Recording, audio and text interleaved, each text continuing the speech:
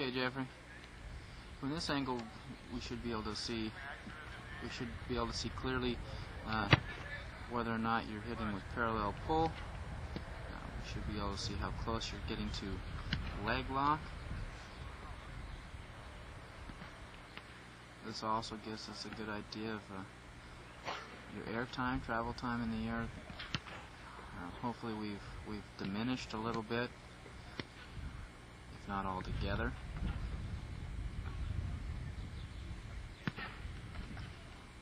This also gives us a clear shot at how much distance is covered with that first step.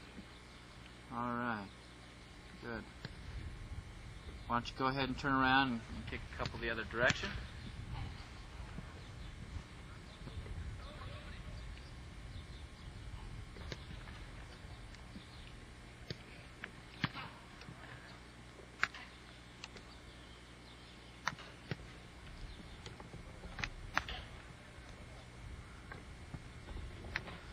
Alright, now this angle is going to be a good angle to take a look at that plant foot. And I want you to notice how far forward of the ball or forward of the back of the tee you're getting here. If you're using a 1-inch tee, you want to make sure that plant foot is back a full inch behind the tee. Okay.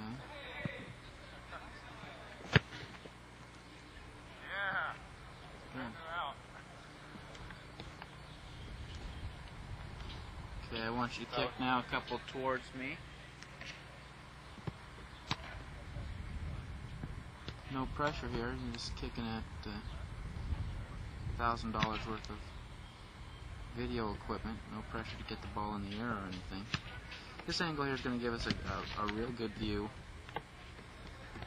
where that, how far that plant foot is away from the ball. Remember, we want it approximately a foot length away.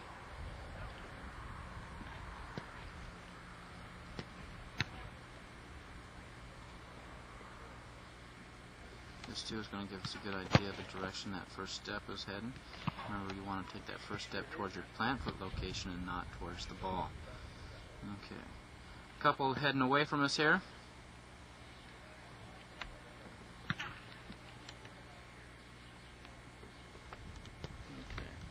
Again, this angle is going to give us a good idea where that first step is going. It's going to give us a real good idea of your foot position on the ball.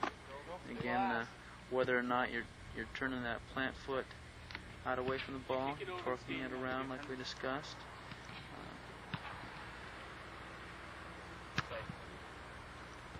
Now with this view, I'm just going to get a close-up in on the ball. You'll start out of the screen. That's where I get a good idea of your foot position.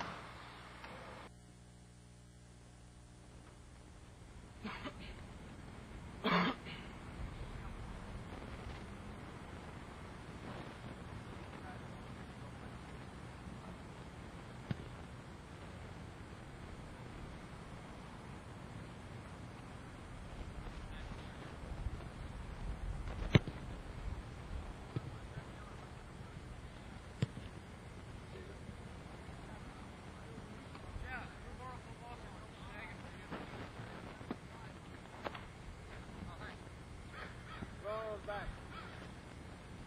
He throws the bad one back.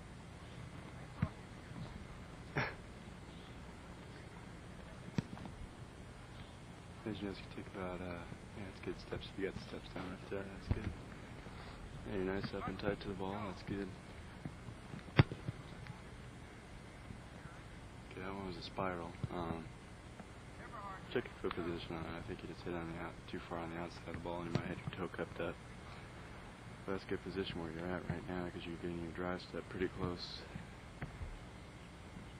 to within 5 feet, which is going to minimize your float time and make your plant foot come back, plant behind the tee. Looks like you're planting a little bit too far, so I think your plant foot's not quite, or your drive step is not quite at 4 feet. So if you move that up, your plant foot will come down quicker.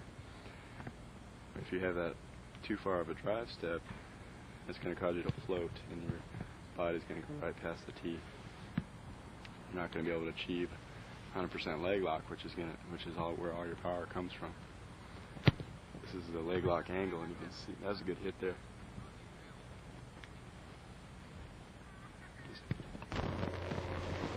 Yeah, go ahead. You have feeling from the back here, be able to check your plant foot position and your foot position and ball foot contact. That was a pretty good hit there. The kick right before last one was your best on this video, so you might want to watch that one.